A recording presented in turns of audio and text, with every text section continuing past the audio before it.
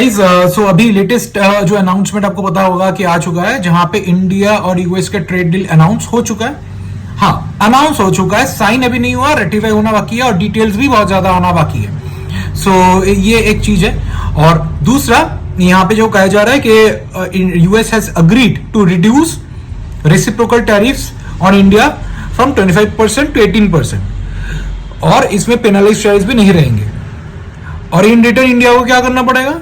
India को Russian oil खरीदना बंद करना पड़ेगा, और नॉन टैरिफ बैरियर्स और जो टैरिफ्स है वो रिड्यूस करके जीरो करना पड़ेगा। अभी ये जो हुआ ना, बात हम लोगों को मुझे समझ में उतना नहीं आया कि इसका थोड़ा क्लैरिटी बहुत ज्यादा इंपॉर्टेंट है।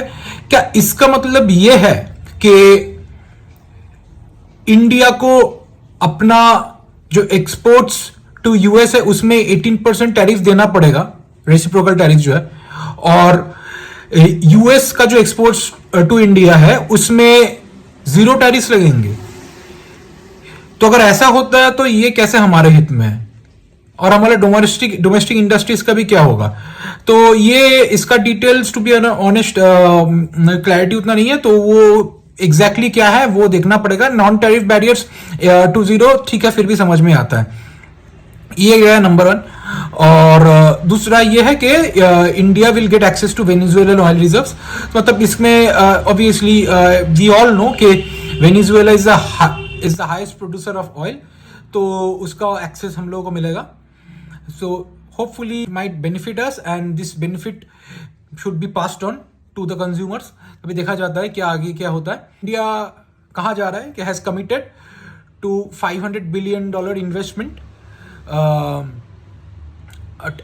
in US across various sectors to promote buy American।